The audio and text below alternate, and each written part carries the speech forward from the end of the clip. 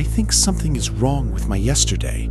It feels like a suit that doesn't fit, a story told to me about someone else. And the diary I keep, I found an entry in my own handwriting.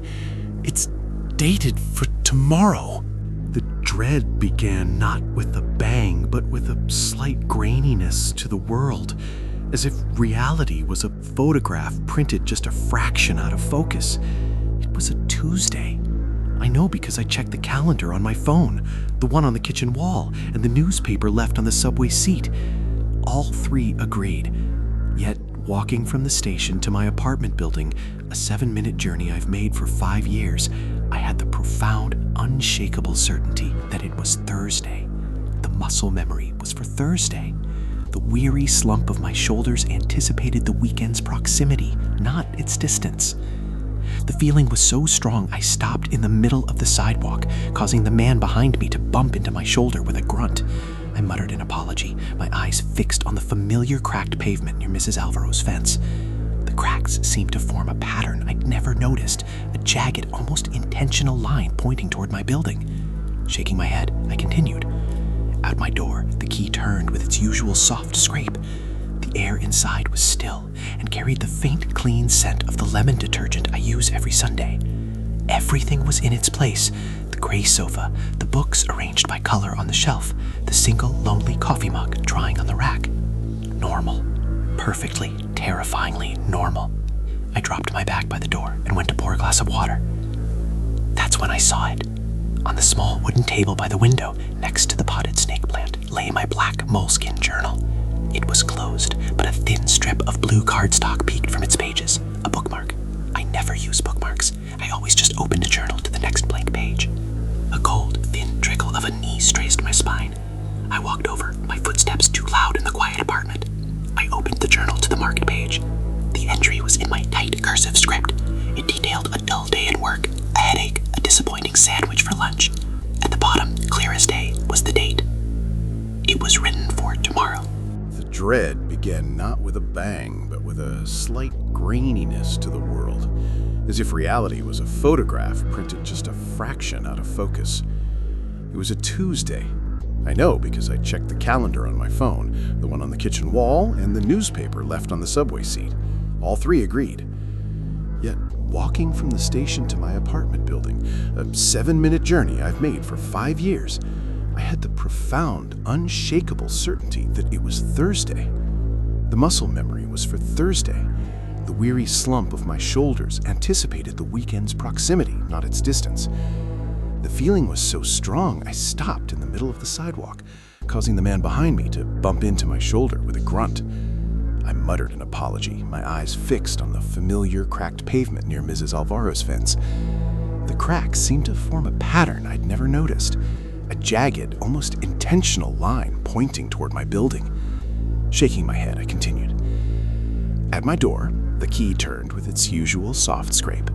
The air inside was still and carried the faint, clean scent of the lemon detergent I use every Sunday. Everything was in its place. The gray sofa, the books arranged by color on the shelf, the single lonely coffee mug drying on the rack. Normal. Perfectly, terrifyingly normal. I dropped my bag by the door and went to pour a glass of water. That's when I saw it. On the small wooden table by the window, next to the potted snake plant, lay my black moleskin journal. It was closed, but a thin strip of blue cardstock peeked from its pages. A bookmark. I never use bookmarks. I always just open the journal to the next blank page. A cold, thin trickle of unease traced my spine. I walked over, my footsteps too loud in the quiet apartment. I opened the journal to the marked page. The entry was in my tight cursive script. It detailed a dull day at work, a headache, a disappointing sandwich for lunch. At the bottom, clear as day, was the date. It was written for tomorrow.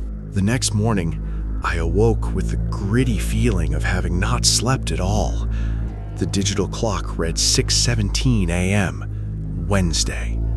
I had lived through the journal's tomorrow, and now it was today. The events of Tuesday, my Tuesday, the one that felt like Thursday, had unfolded exactly as the journal predicted. The elevator, the knee pain, Sarah's red scarf, it was all true. I felt like a passenger in my own life, reading the itinerary after the journey had already been charted. At work, I moved through the motions like a ghost. I watched Sarah's red scarf from across the open plan office, a bright splash of color that now seemed malevolent. During my lunch break, I didn't go to the cafeteria. Instead, I went to a thrift store 3 blocks away and bought a cheap, garish porcelain figurine of a laughing cat, an object with no history, no purpose in my life, a variable. I placed it on my coffee table that evening, a concrete, physical rebellion against the script. I stared at it, feeling a petty victory. See, I can choose. I can change things. I went to bed early, refusing to write in the journal. I left it closed on the table, the laughing cat figurine standing guard before it. Sleep was a shallow, troubled pool. I surfaced from it sometime in the deep night. The room was pitch black, and I heard it. A soft, rhythmic scratching sound. Not from the walls, from the living room, the sound of a pen on paper. I froze. The sheets tangled around my legs. The scratching was methodical, unhurried. It was the sound I make when I'm concentrating on an entry. My breath hitched in my throat, a painful little knot. I counted to 100, the sound never ceasing. Then, with a final, definitive tap, the sound of a cap being placed on a pen, it stopped. The silence that followed was heavier, more oppressive. I heard the gentle creak of the wooden chair, then soft, barefoot footsteps padding across the carpet, toward the bedroom. I squeezed my eyes shut, feigning sleep, every muscle wired tight. The footsteps stopped in the doorway.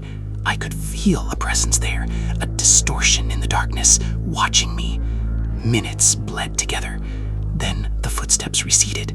I heard the faint rustle of pages, the gentle thud of the journal closing. A moment later, the soft click of my apartment door opening and shutting.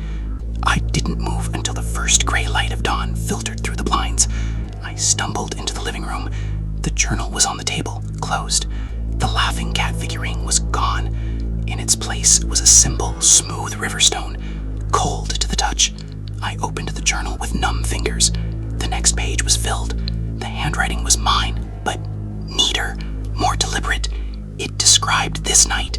It described me lying awake listening. It described buying the cat figurine and called it a pointless gesture. The entry ended with, "The stone is better. It doesn't laugh." The date at the bottom was for Thursday. Today. I didn't go to work. I called in sick, my voice a stranger's of my own years. I sat at the table, the journal and the stone before me. The horror had crystallized, sharp and cold. It wasn't about predicting the future. It was about recording it. And the recorder was not me, not the me that sat here trembling. There was another, a version that moved through the same spaces, lived the same life, but on a slightly different track, a curator of my existence. I started to tear the pages out, the ones that had already happened. I would burn them, break the chain. But as I ripped the first page, a searing, white-hot pain flashed across my own fingertips. I cried out, dropping the page. There was no mark on my skin, but the phantom pain was deep, bone deep, a warning. I spent the day testing the boundaries. I tried to leave the apartment, to drive to the coast, a 2-hour journey I'd never made. My car, reliable for a decade, wouldn't start. Not a dead battery, not an engine fault. The key wouldn't even turn. I tried to call an old friend I hadn't spoken to in years. The call dropped 3 times in a row, and on the 4th, a flat, toneless recording said, "Number not in service." The walls of my life were closing in, not to crush me, but to keep me perfectly on the rails. That night, desperately, I set up my laptop to record the living room. I pointed the webcam at the chair, the table, the journal. I hit record and went to bed, leaving my bedroom door open a crack. I watched the live feed on my phone until exhaustion pulled me under. I woke to the sound of my own alarm. The laptop had shut down, battery dead. I fumbled for the charger, hands clumsy with dread. I plugged it in, waited for it to boot, and opened the video file. The timestamp showed the recording began at 10:47 p.m. For hours, there was nothing, just the still life of my living room in night vision green. Then, at 3:02 a.m., the apartment door opened. A figure walked in. It was me. Or rather, it wore my face, my body, my pajamas. But its movements were different, fluid, economical, utterly assured. It didn't glance around. It went straight to the table, sat, opened the journal, and began to write. It wrote for 20 minutes, never looking up. Then it stood, walked to the coffee table, and picked up the river stone. It held it for a moment, then placed it carefully in its pocket. It turned then and looked directly into the webcam lens. A small, placid smile touched its lips, a smile I never make. It walked towards the camera, its face filling the frame in the green gloom, and reached out. The screen went black. The video file ended. I sat there for a long time. The anger, the fear had burned out, leaving a fine gold ash. I was the audience, the tenant. The other was the occupant, the author.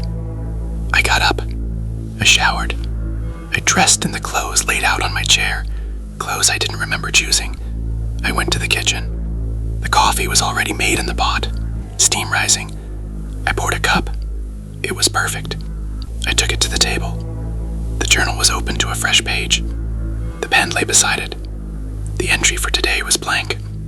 It was waiting. I don't fight it anymore. The pain is gone. The fear is a distant memory, like a childhood nightmare. My days have a smooth, polished quality. I go to work.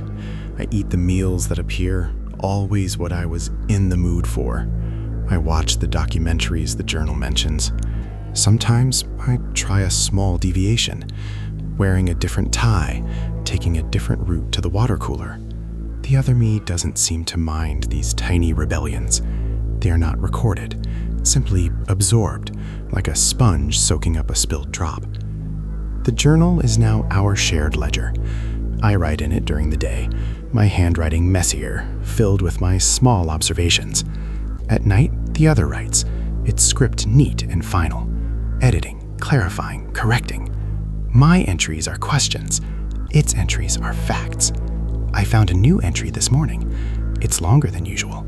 It describes a feeling of settling, of integration being nearly complete. It says the stone it collected was the last external variable. It says soon the nightly visits won't be necessary.